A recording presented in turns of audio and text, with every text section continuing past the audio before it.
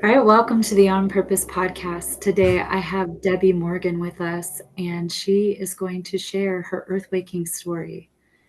It's a transformation journey about how she got here and how she discovered Earthwaking and got in touch with the Holy Spirit and Jesus Christ in her life. So, Debbie, let's start from the beginning. Um, where did you grow up? I grew up in a south suburb of Chicago, and yeah, in a middle class neighborhood, um, straight south of the city of Chicago. How was it like growing up there? It was a lovely little neighborhood. I used to walk to school, um, walk to church on the weekend, walk to band practice. I played the saxophone when I was a little kid. In my mind, I had a pretty normal childhood. Yeah. Um, can you talk about what happened when you were 3? So when I was 3 years old, my father died. Um, he was an iron worker, as all the men in my father's family were, and he fell 8 stories and died in a work accident. And so I was three something, 3.5, and my little brother was under two, and so my mom had two very small children, and her childhood was not the best, and so she struggled. She struggled emotionally. I have no recollection of this, uh, but it obviously permeated my being. Um, so there was 8 months of until she actually passed away, and that's where my memories sort of begin. Um, I can remember it like it was yesterday. She had tucked us into bed, and we heard a thud. We got up and found her on the kitchen floor, and uh, yeah. So the, the family of my mom uh, took took us basically. There was some sort of a hidden battle behind the scenes between my dad's family and my mom's family. And now we were um, kind of being, you know, um, uh, well, it wasn't really for us. It wasn't for us to decide, but there was this pull between the two families. They both wanted us basically. But my mother had made a will, and so we went to my mom's brother, her older brother, and that lasted about 6 months because it was such a shock to the entire family. Um, and we were brought into this home that was already filled up with children in bedrooms, and so we were added to bedrooms, and my aunt just, yeah, we were an intrusion to her life, and it didn't work out. So the family got together, and they were going to split us up. They were trying to decide what to do with us, and then my mom's my mom's sister, who she was the closest with, they had the same birthday and they were 5 years apart. She spoke up and she said, "No, you're not splitting up my sister's kids. I'm going to take them both." And so that's where we grew up. We grew up um, with my step mom, which was my aunt, and her husband through marriage, and they adopted us, and so we took on the name of Morgan um, growing up, and from that point, it felt like a normal childhood. You know? I met my future husband. I met who was to be my husband when I was 17, and I had no idea how sheltered and immature I was at that time. I reflect on that now. And basically, he found a 5-year-old in a 17-year-old girl's body, and so I looked up to him. I felt like it was a father. He was the father figure that I didn't have growing up. You know? And then he What became a was his very good name? teacher. Hmm? His What was name? his name? Yeah, His name is Demetrius. Yeah, he was Dimitri. born in Greece. Yeah, Demetrios Polymenakos. So, yeah, he was born in Greece and he came to the United States when he was about 18. So he was a very independent, very sovereign being, you know. And he aspired to be a doctor, but we ended up basically um, starting a bakery. It was kind of a divine thing. I went to chef school to learn how to uh, do all the things that a chef would do in a Greek style restaurant, with the plan that him and his brother and I would open a restaurant. And by the time I finished the program and fell in love with the pastry aspect of it, I put off that idea and asked them, could I, hey, we don't need to jump and do this. Let me like go work for some restaurants or for some different places first and get some experience, you know? And Yeah. in the meantime, I got pregnant with twins. And then less than 2 years later, another child came along. So I had three under two at one point, two different size diapers, and I was trying to finish the chef's school program. I took 6 months off. And my husband, he was a very good father. He stayed with the twins, and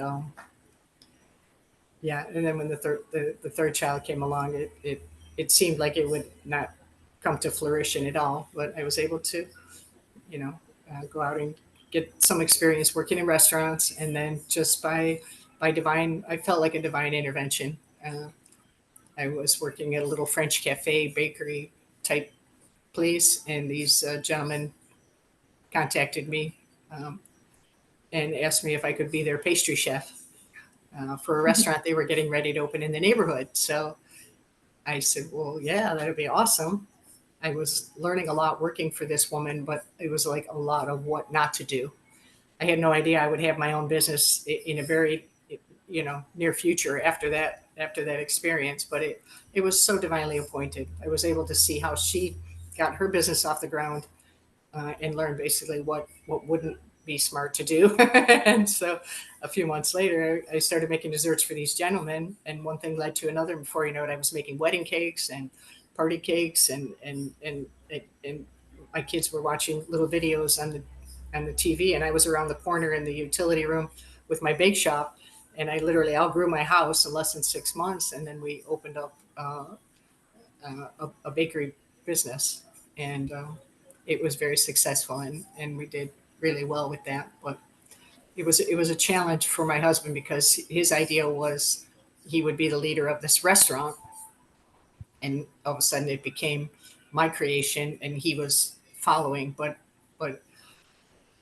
the Greek culture has the man solidly in charge and the woman very submissive and basically at home, cooking and cleaning and making children. And so it was very challenging for him to have that experience. So there was this power struggle. I really didn't want to be the leader, but it was just you know um, the way that it was meant to be. You know?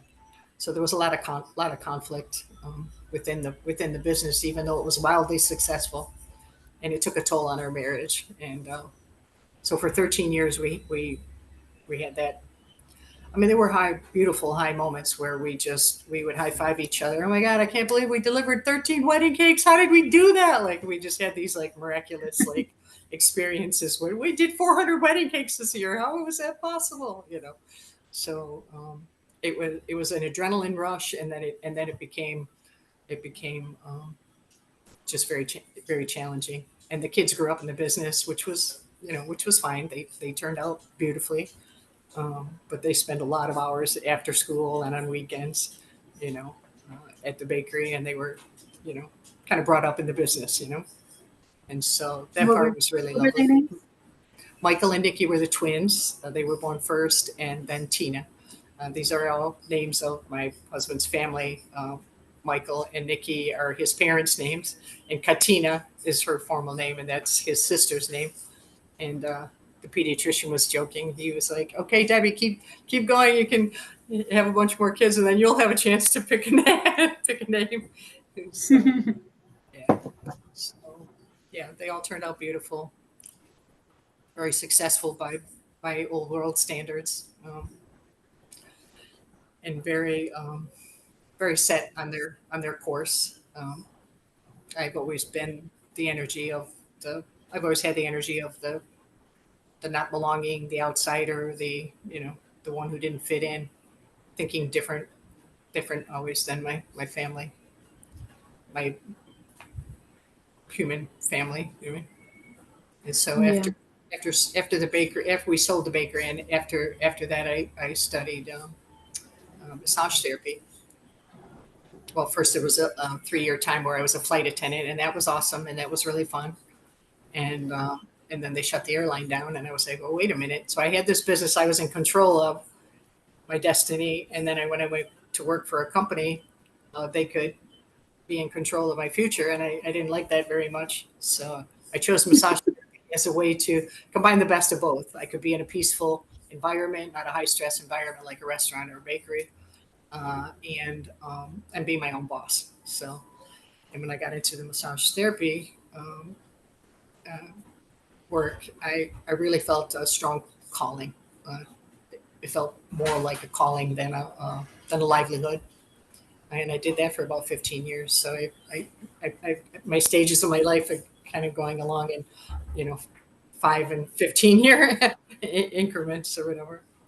So the massage therapy thing was lovely until I burned myself out on that somehow, um, giving too much, not taking care of myself, and so that brings us up to about the mid 2000s. Were you Like, still with your husband at this time? no, we divorced in 2002. Well, no, in '06. We sold the bakery in 2002, and him and I, despite having sold the bakery, we still weren't able to reconnect in any kind of a way. We were basically like roommates, and I felt a higher calling to my life from from around the age of like 35 or 40. I was there was a void. There was something missing. I was searching. I was a searcher, like trying to fill like a gap that I now realize only God could fill. But I was trying in all sorts of old world ways, different careers, you know, different hobbies. I took up cycling. I did painting. I did, whatever. I tried to fill it up all sorts of ways.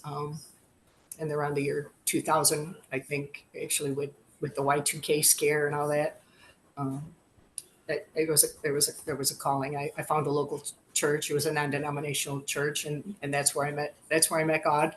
God met me there, and that was actually something that could have brought my husband and I together, but it actually created a larger rift because he grew up in the Greek Orthodox religion, to where he saw lots of hypocrisy, and so me finding God for him was actually like nails on a chalkboard. He tried to talk me out of it, and there was this constant debate.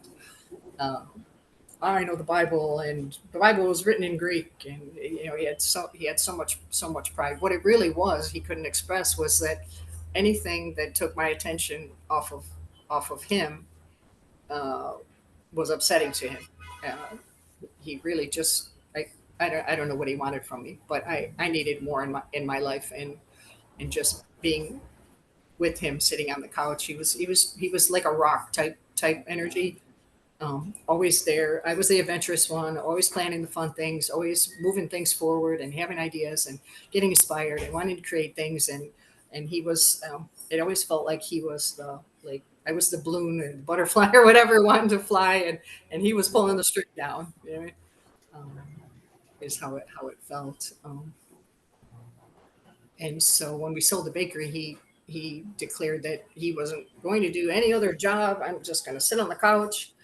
I started picking cotton when I was 5, he said, and I have no intention of going out and getting any kind of job. And I was like, well, I'm going to keep living, and I'm going to keep being a student of life, and I'm going to keep moving forward. If you want to join me, but I'm not ready to be old and sit on the couch and watch the 4 o'clock, the 5 o'clock, the 6 o'clock, and the 9 o'clock news. That's basically what he did with his time, and yeah, there was a big age difference between us, and so there was the cultural thing that I didn't understand at first. It always felt like he was yelling at me or being uh, super intense. And so I think I put up a wall of protection. But it wasn't until I was around 40 or so that I began the search of the spiritual journey of like, why do I have everything that a person would ever want, and I'm not happy. I'm not fulfilled. I'm not I'm not complete. And so that's when I started to reconnect with the energy of what happened to me as a child. Like, let me do this ancestry thing. Let me connect with my. So another thing happened that I skipped over. So we opened the bakery in 1989, and then in 1990, my younger brother, it was just him and I in the world, basically after our parents died. But when I met my husband, I just got so immersed in that that I literally like neglected any relationship at all with my brother. He went on his path, and I went on mine, and I was carrying a lot of guilt around for that for a number of years, because in 1990 it was revealed to me that in 1989, around the time I was starting my business and so involved in that, it came to my awareness that he had cocaine addiction, and his marriage with his wife had fallen apart. So he was literally a single person struggling in the world by himself, and was probably ashamed. You know, Debbie was doing so good. Big sister was doing really well, and he probably didn't. Um, Whatever. I'm not sure what he felt, but he didn't come to me. He didn't come to me um, for any kind of support or anything like that. And so it was quite a shock when I got a phone call from my stepdad that he had committed suicide. Um, and with that, I mean, it was the first year that I was in business, but I literally felt like I had a ball and chain on my ankle. I couldn't go recover his body. I had cakes to make. I felt like a prisoner of the business, down deep from that day forward. And it lasted 13 years that I had the business, but there was a resentment that built up in me that I was held prisoner by that.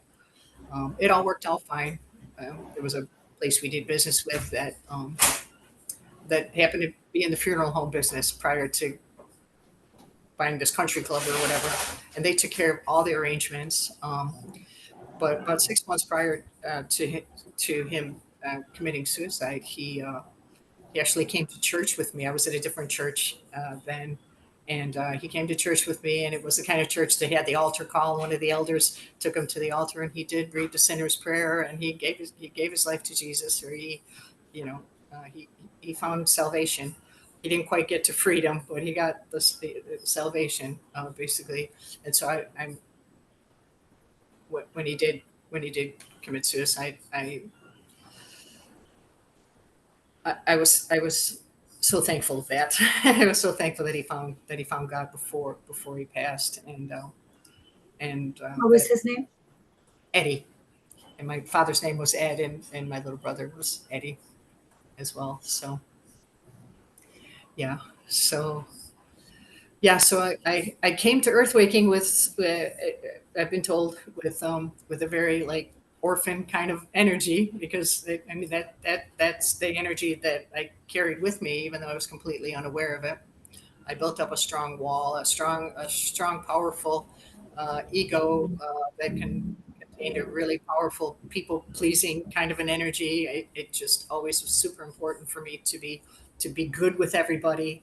I avoided conflict like it was the plague. I used to describe myself literally. I had an awareness that I was a chameleon. I would be like whoever I was hanging out with just to keep the peace, you know? And my upbringing was much like that. We were speaking about that this morning. That's what prompted this invitation to the podcast. We realized we had similar energy in our childhoods, feeling like a burden, feeling like you really just got to walk carefully and not make too many waves. And I was a stranger in my aunt and uncle's home, basically, that they were buying their time. They had to get us to the age of 18, and then we could go out on our own, you know. And so so I felt unworthy. I didn't connect with the unworthy energy from my step parents, but more so when my aunts and uncles, uh, siblings of my mom, shared with me their pain uh, before they passed. It felt like I had taken on all of their beliefs and their burdens. You know, there was this energy from from their mother, my grandmother, that was very unloving and very cold, and so they. I mean, it just wasn't. It just you just didn't talk about feelings back then, and so you got this generational thing going on where everybody just packed and stacked and did whatever they needed to do to survive. And I wanted that to stop with me. You know, I did my best raising my children, even though I can see now that I was completely blind. I had not done any kind of awakening or connecting to my spirit. I was very dysfunctional. I see now, and I've transcended quite a bit of that. Um, and the experiences that I had got me to to where I am now. And so So how did you hear? my message How slowly. did you hear? How did you hear about Earthwaking? So so I was going along in life, doing my thing as a single lady out in the world. Uh, Lived in Florida for about a 5 year or so period of time. Met a man there that was the first man outside of my husband that I could see as having a partnership with. That was, of course, an illusion that ended up blowing up in my face. But uh, he introduced me to a line of work that was very outside my comfort zone, but it felt very natural doing it with him. I was delivering him and I were delivering motorhomes all over the United States and Canada together.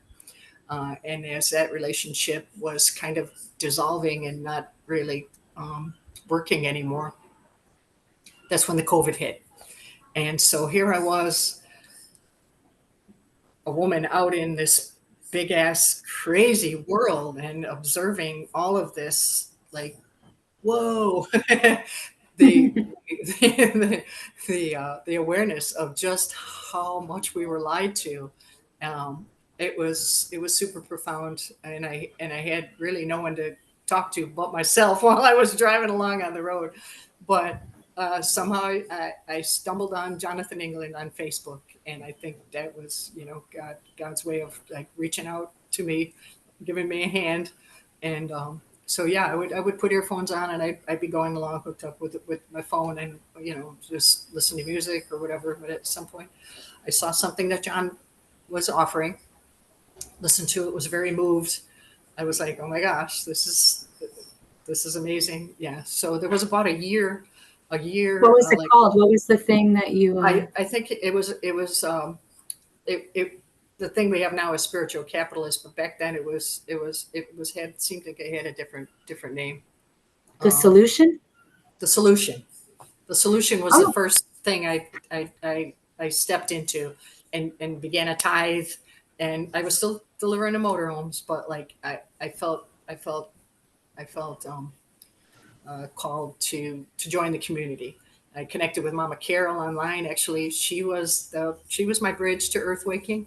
Um, I had no idea she was John's mom. I didn't know any of that story, but she reached out to me. I went on the website and connected with whatever it was, buddies, breakthrough buddies, or something.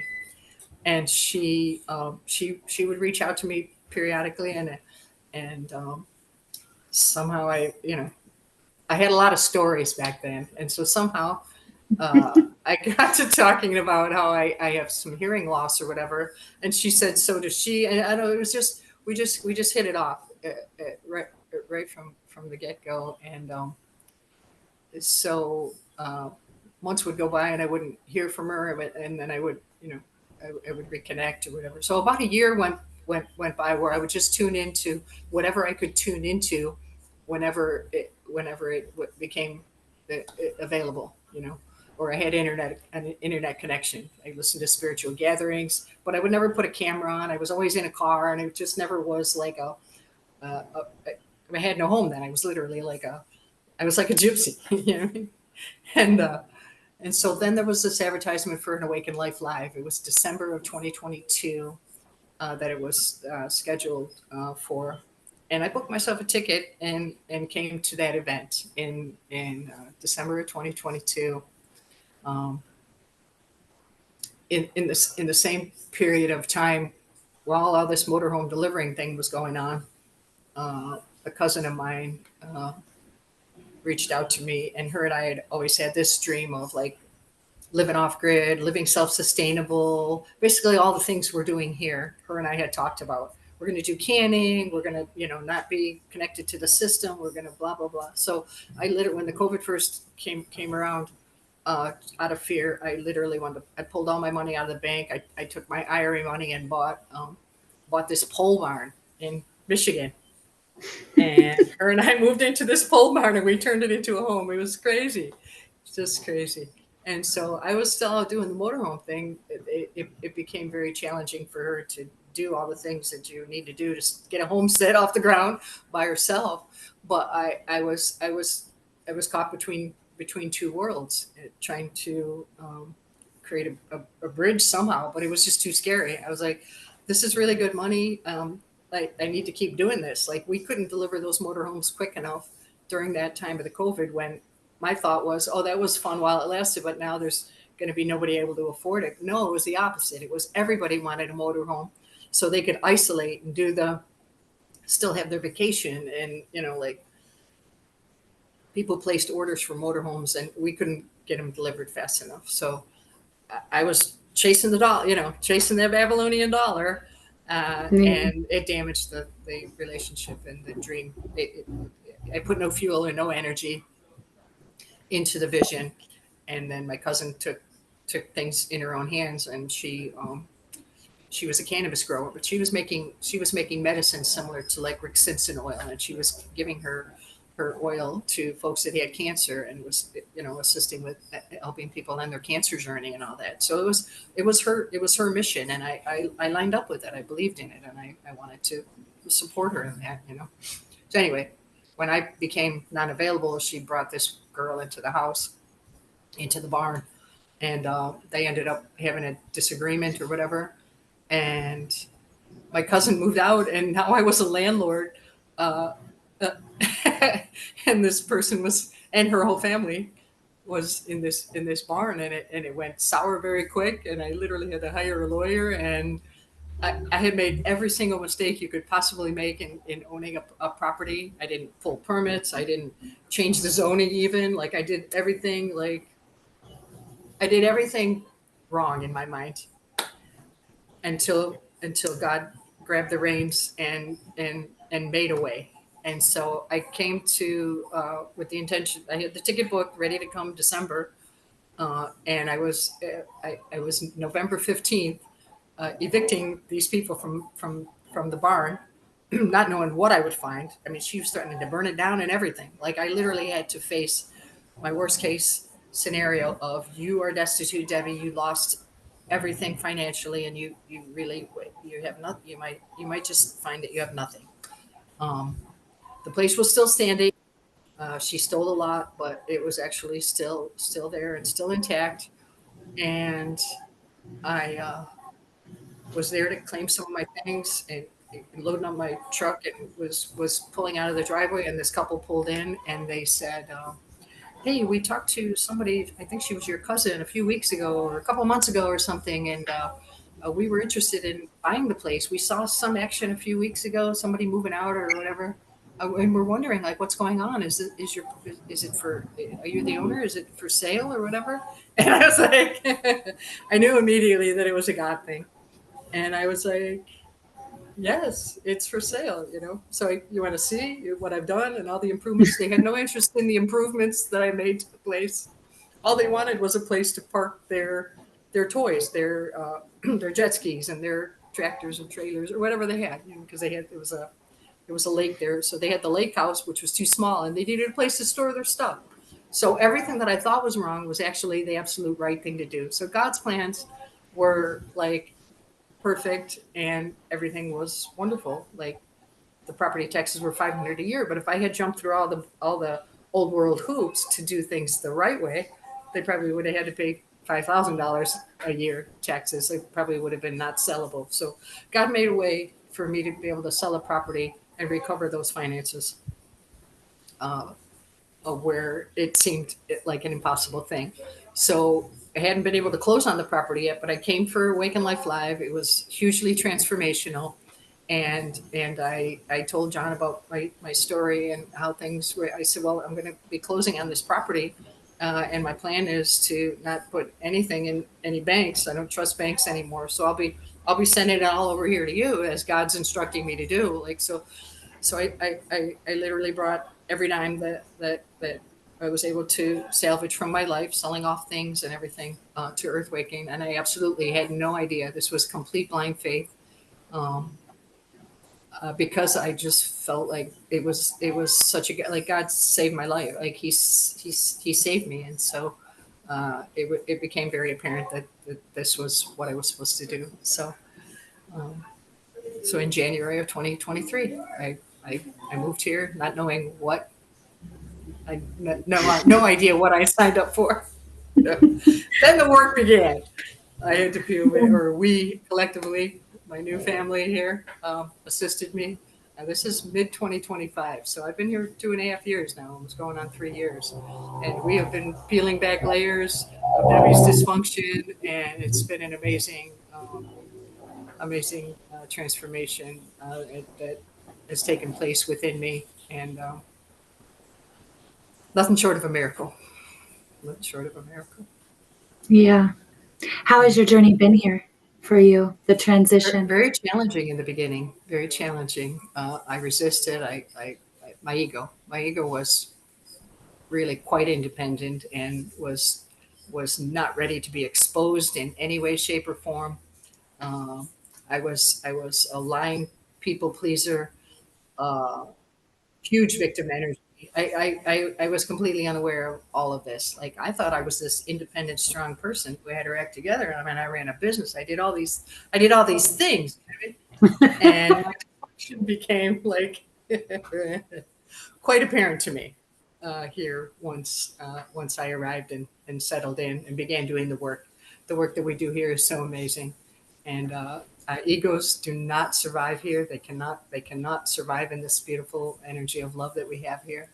And so, yeah, my reputation early on was that the stories. Like, I had a story for everything, uh, and I was told, no stories, Debbie. Stop with the stories. Yeah, yeah. Just sit and listen to that. So everything that came out of my mouth was shot down, and it was gruesome. It was gruesome for my ego. It certainly was. It was an experience. If I had not come all in, literally, and burned every bridge to Babylon, uh, who knows what would have happened. My ego was that crafty, and we witness that here occasionally when people are just not able to set down the lies, to set down their egos and be open to a new way of being. Um, they, like John says, they run out the door screaming sometimes because it's not for everybody. Not everybody's ready, willing, or capable of doing it. I don't know. I think we're being called here. Many folks have similar stories to mine in how they were called, and like yours as well. You just landed, and here you are. You know, rising like cream to the top. I mean, your transformation has just been amazing for me to witness, and many others. Yeah. So the interview's still going on, little bud. Oh, Yeah. You want to show your you got face? This Cosito is there? my. So yeah. Oop, wait. Okay. Say hi. This is Debbie's Earthwaking story. So in all of this hoopla, this is perfect timing, sweetheart. So in all of this hoopla, uh, when uh, when my daughter-in-law came into the family, her and I blended about as well as oil and water, and she felt threatened by me. I don't know. I was just way too different for her. She didn't know what to do with me. So my son and his wife have three beautiful children, and I imagine myself to be the best grandmother. And people used to say, "Oh, Debbie, you're so good with kids. You are going to be so awesome of a grandma." But the way that it worked out is that I ended up being forbidden to be around my grandkids. I mean, she told me if I don't get my flu, when she was pregnant with the first one, I was told you won't be able to see the baby unless you go get your flu shot. And I was like, okay, we got some trouble going on here, and it only got worse when the COVID came. And so eventually it was a complete break, and so that was quite sad for me. The relationship is non-existent between my son, my grandchildren, and my daughter-in-law. My two daughters still speak with me, but I was told, Mom, we're never going to agree on any of this stuff, so let's just not talk about it. So we keep things very shallow and superficial. And so I come to the village here, and there's this beautiful boy, and his name is Soul, and he is just my heart. He's just my beautiful heart. And of all the villagers here, yeah, for some beautiful reason, he picked me to be his grandma. So I just it's just magical. Him and I are 4 years old together. Sometimes, aren't we? Yeah, we play together. He's learning. I'm actually uh, able to teach him and guide him. He's a very sovereign being. He's 4 years old. He just turned four soon, recently, right? For your birthday, and Mhm. um, and he is actually a little king in the making. And I'm so honored to be part of his life. And it, being with him is so different than being with children in the old world. He's actually um, having a beautiful, magical experience of being able to grow up as a sovereign being. He's very mature and very beautiful, and I love him so much. You So guys happy could to be. keep switching off on who I get to see in the screen. Okay, should we have him go down? You either have to put your head right You next want to to say me. something? What do you want to No? say? Yeah. I know. You don't know. You don't know? Do you love your Debbie? Yeah. Yeah, and I love you too, buddy. I'm so happy we're together here. And you, Yeah. you have the all day. Mm-hmm. Yeah. To come to Debbie's house. Oh, what's that? A little something. He's super curious. Yeah. Super curious and wanting to learn about everything, aren't you? Yeah. So God's ways are not our ways. And He turned my grief of all the loss that I experienced into everything that I could have ever possibly wanted and more. To have a relationship with this boy is it's nothing short of a miracle. Having a beautiful family of like 40 people, 40 crazy siblings, and be doing what I'm so passionate about. Like I'm baking cakes over here. Uh, I'm in the kitchen, being creative and um, doing all the things that I love, and being love, and understanding what real love is, and surrendered to God and to the mission that we have here before us. We have no idea what's ahead, and that's okay. The past got us to this point. We do our best to stay in the present moment, and we wait for orders from headquarters, don't we? We forgot to tell us what's the next thing, and what's the next thing for us to do, right? Right. Yeah. Yeah. And so Jesus is guiding us, and the Holy Spirit's guiding us, and we're just taking one day at a time, aren't we? Building heaven on Mother Earth. Yeah. Yeah. Oh, what's that? That dog? Something to do with these headphones is what it is. Oh, it's dog then, eh? I'm not sure Well, what it is, buddy. I just want to appreciate you, Debbie. Your They want the chicken. Okay, let's your listen to Sarah. journey is inspiring. We've been together now for 2 years. You and I. We've We lived in have. the same Amazing. house, and Mhm. I've just witnessed both of us just growing and rising together in our faith and in our relationship with God and with each other, and being vulnerable and raw and real, and having tough It's conversations. in here. We Yes. just had one that was so beautiful this morning about just sharing deeply about what's really going on. It's And in Listen. here. Yeah. You've grown so much, and just watching your relationship with Soul and the way that you just express your heart, and I feel more connected to you. Like, I don't know if you could feel more connected, but I do. I guess it's a I thing. do. But And yeah, vulnerability makes that possible. And it's been very hard for me to be vulnerable. I was a very closed up, cautious, careful what to say, don't let any of those, whatever, whatever. I never saw myself as dysfunctional, but I surely guarded my stories well. I guarded my stories well, and created a very, a very, uh, a very fake and phony mask. Uh, yeah, Whatever. I painted a picture for the world to see, but the way that I was inside was absolutely not like that at all. It was very, just very unhealed and very, very chaotic and very not love. Very not love. Not Mostly love. not love. What? How it's can all love. that have Yeah. So Debbie, to close this out, what would be the biggest impact for people that have gone through a journey that you've gone through, or the struggles that you've gone through? What would you like to leave them with with the things that you've gone through?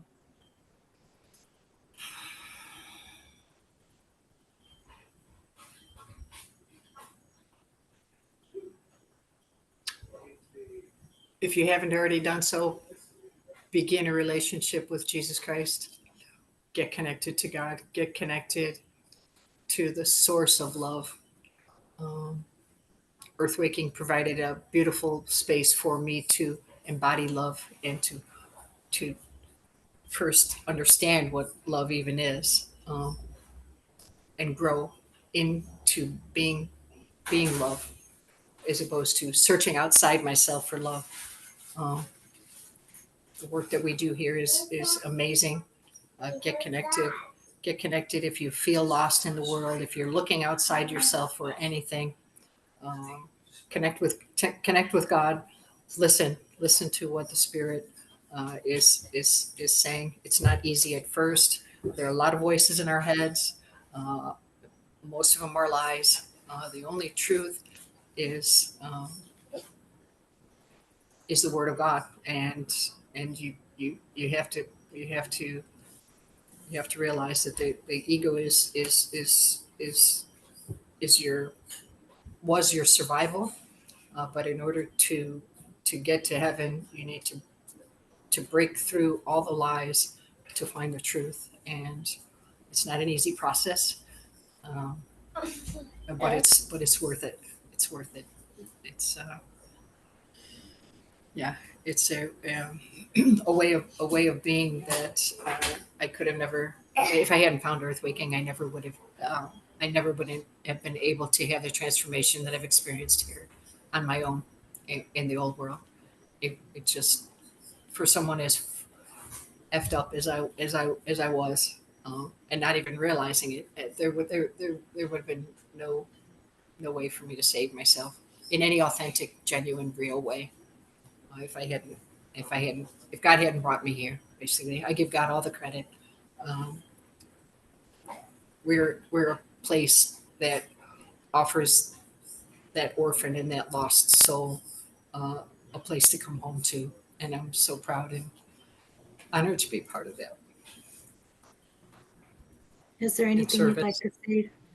to say to the Earthwaking family? Thank you for loving me. Thank you for accepting me. I love you all. Our family's growing day by day. When I first came here, there was 20 or so people, and now there's 40 to 50 at any given time, ebbing and flowing in and out. It's amazing.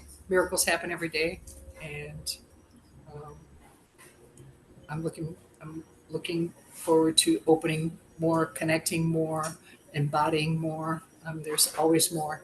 There's always more we can hear. There's always more love can be embraced. More transformation. More. The future's bright. The future's bright, and I'm so happy to be here with a beautiful, loving family. Well, thank you again, Debbie, for sharing your story and sharing how you got here and um,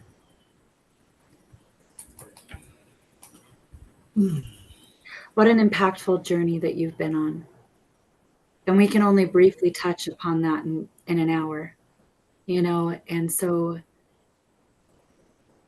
if you need support on your journey, if you're going through any struggles, if this has touched you in any way, there's going to be support links for you in the description box below, ways that you can connect with Earthwaking and connect with our sister Debbie here if you have a similar journey and you'd like some insight or anything. Just we're a phone call away, and so thank you again, Debbie, for your love and your generosity and just all the beautiful love that you give inside of this in this family.